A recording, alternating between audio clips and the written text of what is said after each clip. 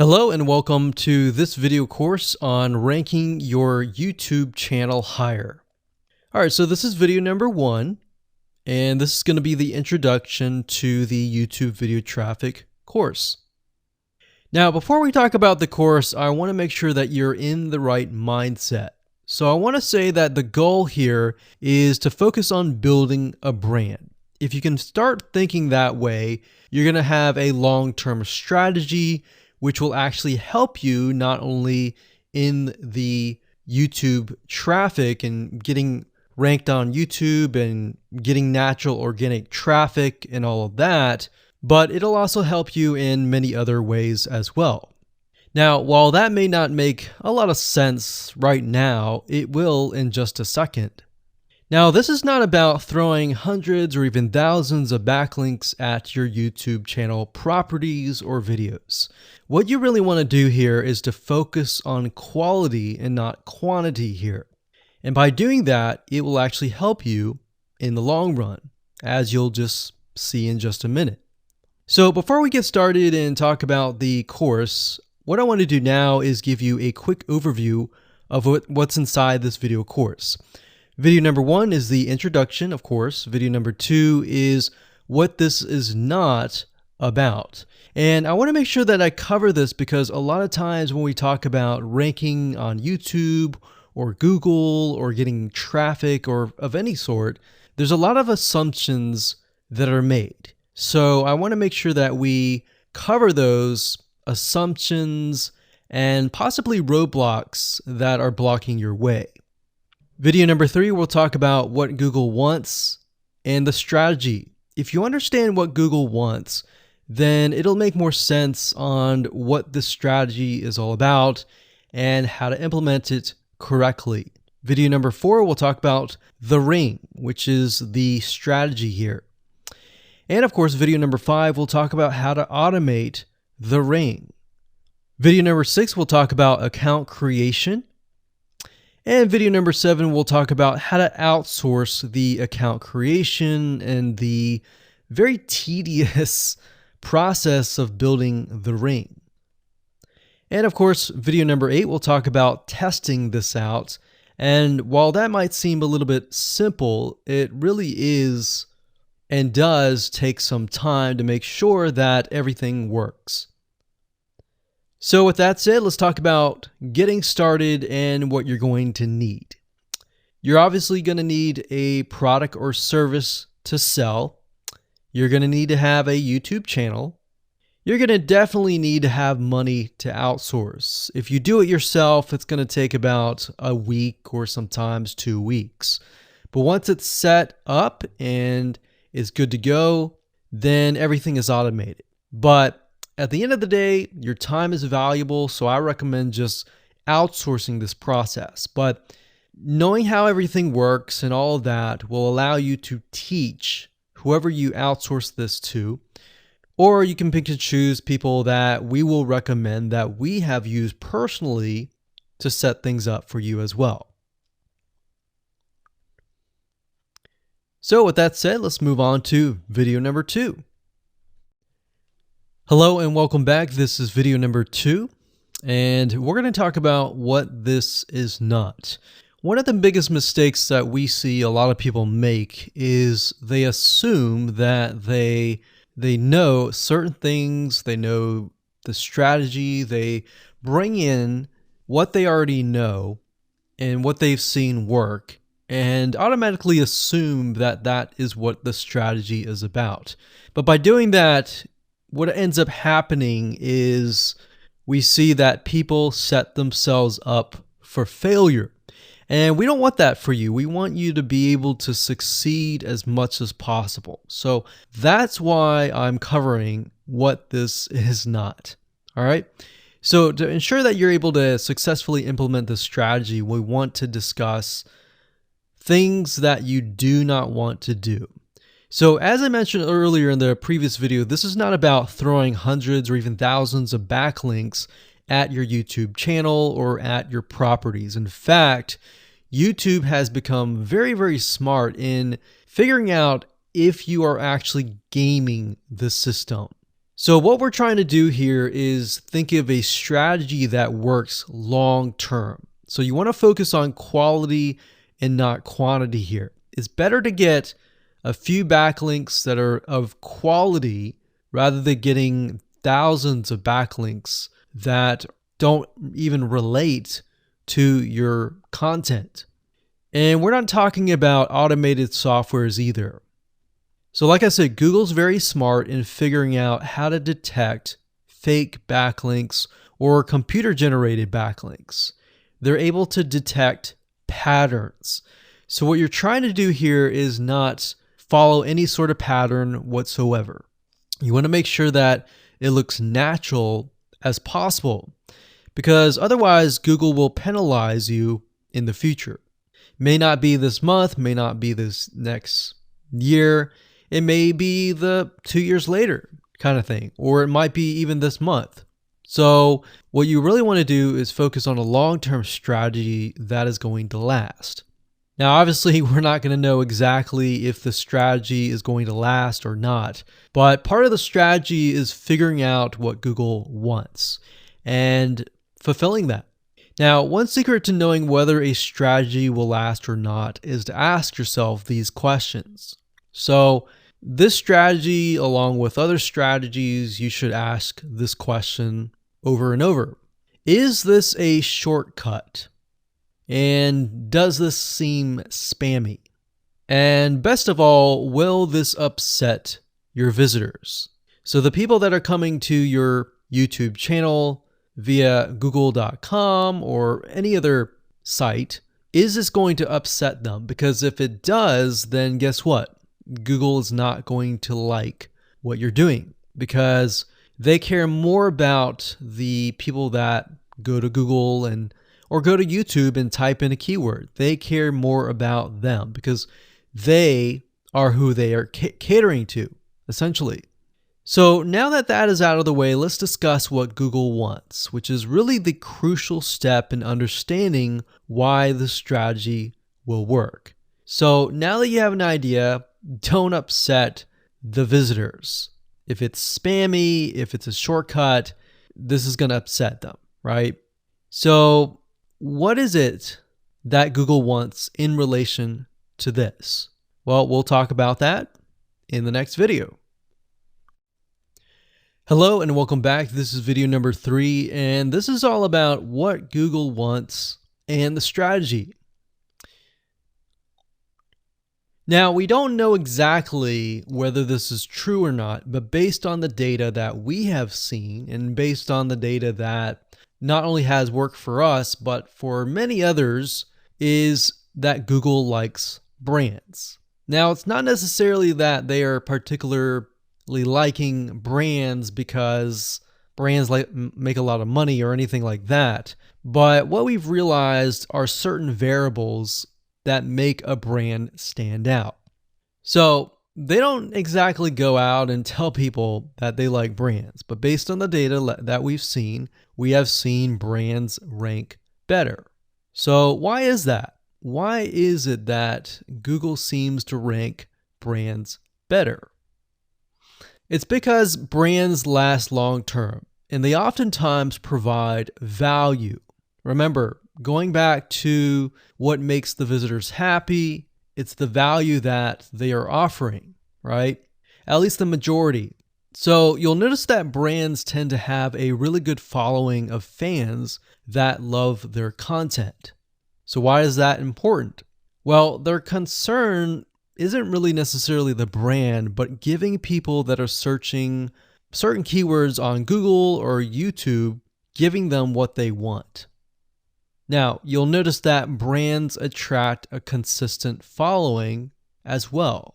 So Google likes it when they find that there's not only a good following, but a good engaging and good interaction. So their fans click and engage with their content more. And YouTube likes that. They love engagement.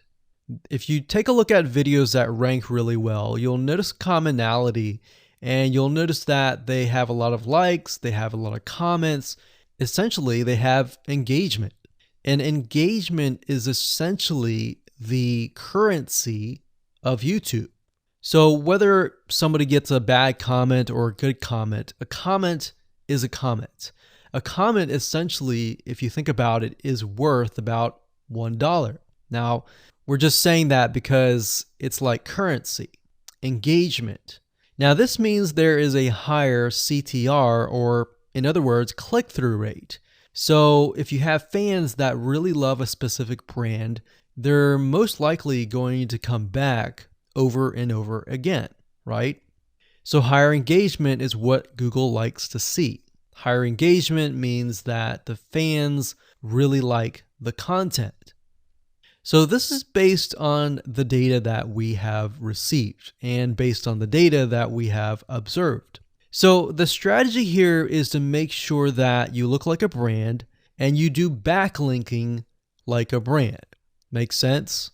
So what does backlinking like a brand look like? Well, if you think about the visitors that are coming to that brand, they are looking at it, they're engaging with it, they're sharing it with their friends. Now, like I said earlier, there's no exact this is the way it is, but based on the data that we have gathered over the years and what we see, what works and what hasn't, we can safely say that looking like a brand will be better for your YouTube channel.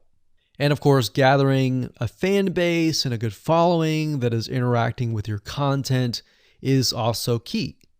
Now, if you look at brands, they have many social properties besides YouTube channels. They've got Facebook.com, they have Twitter, they have Snapchat, and more.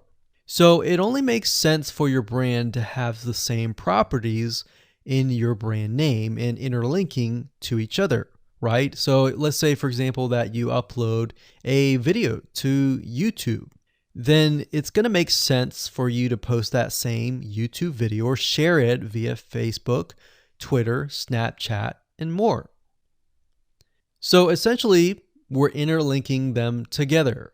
And that kind of brings us to this strategy, which is the ring. You're basically interlinking everything together. So like I said, for example, you post a video on YouTube, it needs to be pushed to Twitter, your Facebook fan page, and other social properties. And fortunately, because everything is going to be automated, once you do that, it will trigger and it will automate the whole process.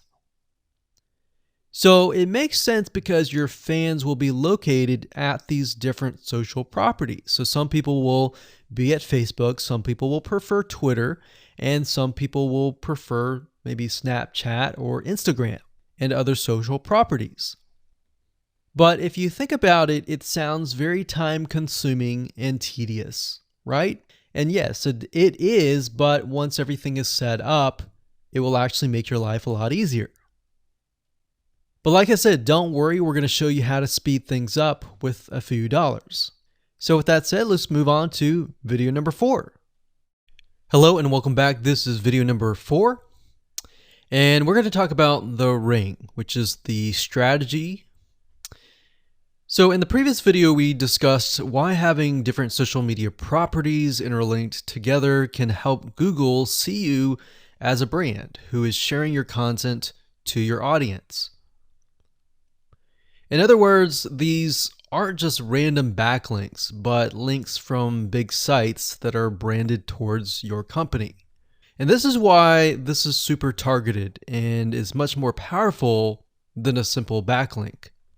Make sense? So now let's take a look at what this looks like in real life. So let's head on over to our nifty mind mapping software. I'm going to map things out so that you're going to be able to visually see how it all works. Okay, so to better understand how this works, we're going to map things out. Now, before we map things out, I want to start with some basics, and let's just pull this out here. So essentially the concept here is as you're building your brand, you're going to have many different social properties. And let's say, for example, this is the Facebook fan page. So that's your fan page. And we've got the YouTube channel over here because that is our end goal, is to have our YouTube channel get ranked higher. So essentially what we're doing is we're getting a backlink from this to here. And this could be Facebook, it could be Twitter, it could be Instagram, it could be any other social media platform. But it has to be branded towards you. It can't just be somebody else's fan page unless it is actually related. But if it's related and if it's branded as yours and it's linking to your YouTube channel, that essentially is a vote of confidence, but also it shows YouTube that you're interlinking. So that's basically the concept here.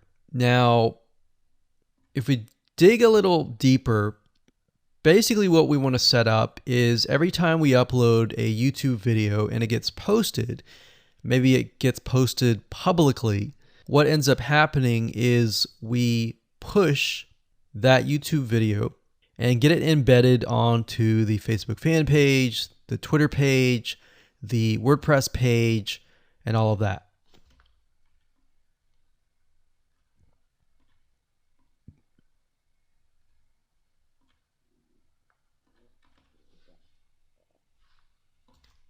So we'll put Twitter.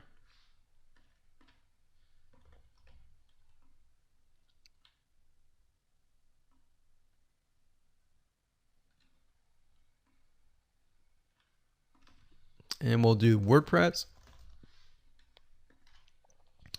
So as you can imagine, you've got the centerpiece here. You've got different social media platforms that are posted.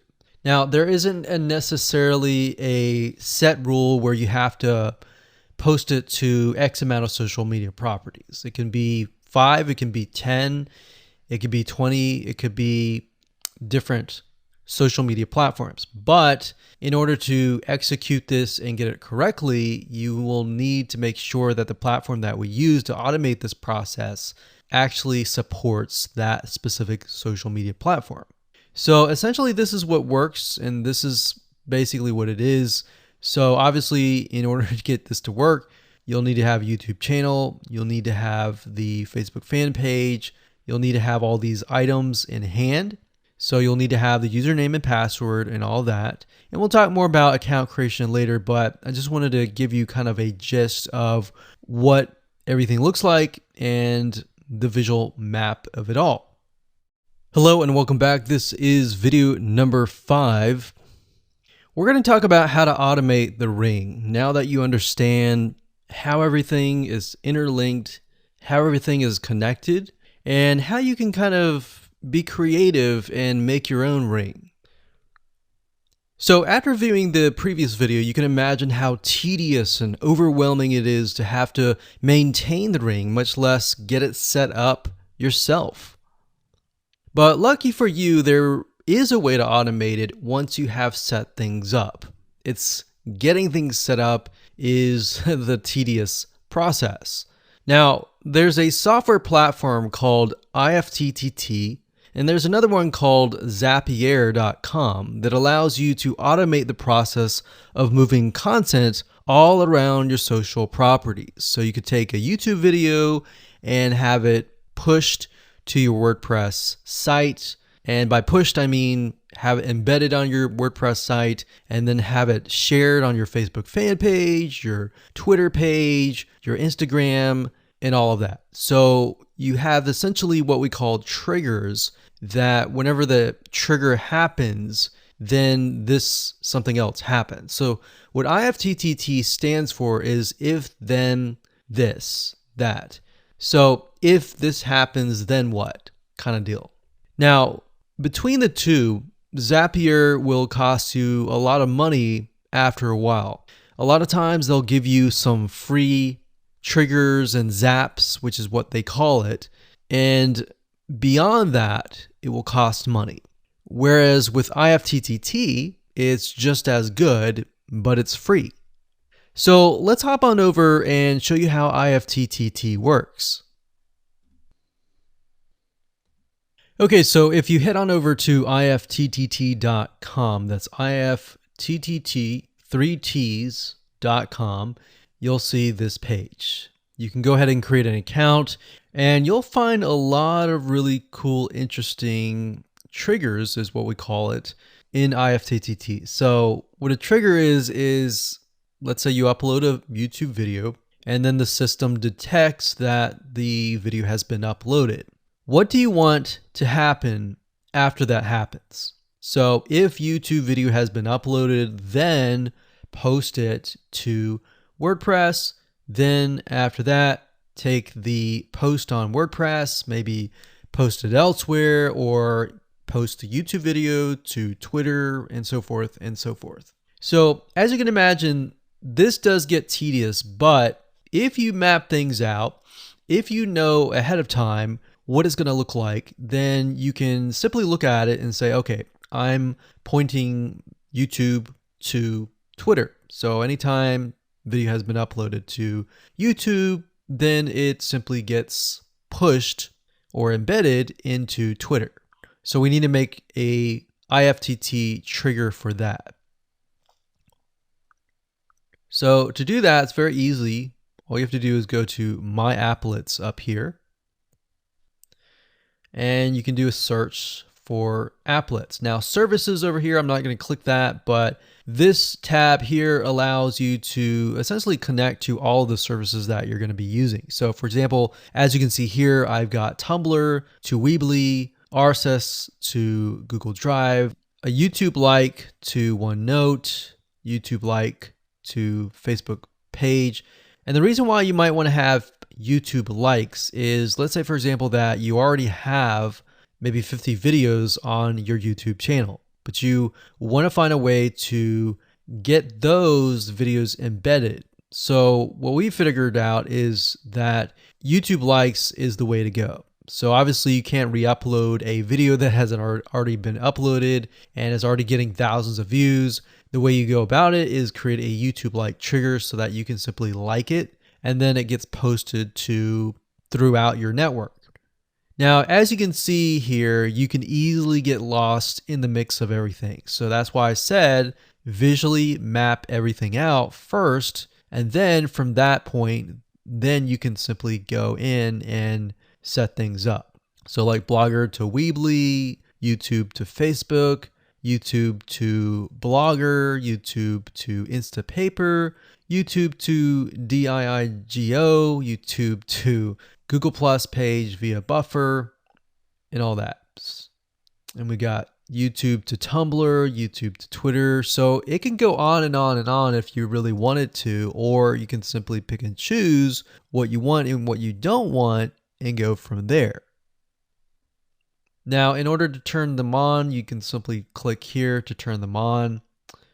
But for the sake of just showing you, this is what it looks like. So as you can see, the Tumblr to Weebly is activated. So when it is activated, it'll have the on button and the green light. Hello and welcome to video number 6, and we're going to talk about account creation. Okay, so obviously in order to set up the IFTTT ring, you need to have accounts for all of your branded social properties. So in other words, you need to have the username and password for Facebook, for Twitter, for all the other social media properties. Now, obviously, if you already have some, then great. You don't have to create those. But for the ones that you do not have, you want to be able to create those. Now, while that does sound very simple, there's a few things that you really need to focus on. So to make sure that you're successfully able to do this without risking your accounts being closed, and that does happen, we're going to cover a few things that you must do with all of your accounts. In fact, some of our accounts have been banned or closed by mistake because it has to be done a certain way. So you need to make sure that you have everything correct. Now, first, you need to have an email address, preferably a Gmail account or an email account that is reliable. And you need to have one email address for that. Typically, you want to have something that is branded as well, because you never know with these social media platforms if they're analyzing every step of the process. Now, most social media accounts we have found require you to have a unique telephone number. So you will need to use either yours or you'll need to get one. If you don't have one and you don't want to use your personal telephone, there are several places to get unique telephone numbers that can be used for both voice and SMS. And the reason why you want to have it for SMS as well is because some of these social media platforms will send you a text message. Now, one in particular that we use is called line2.com. That's line2.com. And of course, there are many out there, but this is just one that we have tested and it works really well. So a lot of times when you create a brand new social media property, an account, you need to have a unique telephone number. Now, the reason for needing a unique telephone number is because most social media platforms, they really want to make sure that you are legitimate, especially nowadays. They have a lot of checks and balances and things that you need to get around to make sure that your account stays open. In fact, recently Facebook has been on a major crackdown, especially with everything that's been going on in the news. They want to make sure that you are legit and that you are not fake. Another thing is you'll also need to have a short bio, a description about your business, your website URL, a picture that is yours, and a professional, or if you don't have your picture, you can use a professionally royalty-free stock photo. Now, why do you need all this information? Well, the reason why you need all this information is because when it comes to account creation, you are going to need to have every piece of these items in hand to copy and paste over. Obviously, if you outsource this process, it's going to be a lot easier. And with that case, you're definitely going to need these items. And it's just going to make your life a lot easier when you're able to copy and paste and all of that. Your picture is actually very important because even Facebook will review photos on all accounts to make sure that fake accounts are not created. In fact, we created an account one time and it was using kind of a fake image. And even though it was royalty free and all of that, Facebook declined it and in fact did not approve the account. So they really want to make sure that your account is legitimate. Now, it's best if you take all this information and you write it out in an Excel spreadsheet so that you have it in hand, you have the username and passwords of all the social media properties, and you can simply log in and begin to create the accounts. So those are kind of the best practices that we have found over the years in terms of creating accounts. And while some of those seem very basic, the one that really stood out that was really important was making sure that you had that unique telephone number. Okay, so hello and welcome to video number 7. We're going to talk about outsourcing. So as you can imagine, creating a ring is very time consuming, especially depending on how big the ring is and how many rings there are and all of that. So it can go anywhere from a few hours to a few days to even a few weeks. And that's the reality of it, is it takes hard work, but once it is set up and running, then you will begin to get better search engine ranking and you'll be able to get more exposure. So like I said, it can take a week or two for someone who's never done this before. In fact, if you outsource it, it's most likely going to take about a week for somebody who knows how to get things done, because account creation takes a lot of time, and then connecting everything from the triggers to the if-else statements and all of that. So what we found over the years is outsourcing is worth it. It's only about $50 to $100 if your 2 weeks are worth more. Obviously, if you're struggling with money and time is of essence and you have a lot of time, then you can set these up yourself. But for the most part, we found that you really need to focus on your business and on whatever you're promoting. So go ahead and outsource this and it'll be worth your while. So let's discuss where you should go to find someone, and lucky for you, we've actually used several of these places. So we will show you particular vendors and freelancers that we have used so that you can simply just copy and paste. So what you want to do is you want to go to a specific website called legit.com with two I's. So LEGIIT.com. And when you get to this page, you want to type in IFTTT up at the top in the search bar, click enter, and then you're going to see a bunch of freelancers that can provide this service. So as you can see here, it says I will create an IFTTT network, and as you can see, there are like 4 different rings. So typically one ring will cost you about $50. So this guy here, his name is Gemini Guy. We've actually used him before and gotten fairly good results. And what he'll do is all you have to do is give him the information for, like I said, the accounts, and have the username and password. And what we usually do is we create a brand new email account. So it's nothing related to the old business accounts or anything like that. So it's a new email account, all the information on a spreadsheet, and then we send it over to him. He creates the accounts, and then he logs into your IFTTT account, which you'll need an account for that as well, and then he'll set everything up. There's a lot of people that are doing this type of stuff. Some are doing like video embeds, and that's another thing with YouTube. One ranking factor is the more embeds, the better. But the more embeds that are done on a branded social property or a property that is actually related to your theme, that is actually better. The reason why is an embed is kind of considered a backlink to YouTube. So if we were to create a IFTTT network that is specifically creating as many embeds in different social media properties, that can help as well. So we can have a ring or several rings, and on top of that, we can have video embeds. Now, the nice thing about legit.com is it's really focused on a lot of online marketing, SEO, and other different services like backlinks, PBN links, and all of that.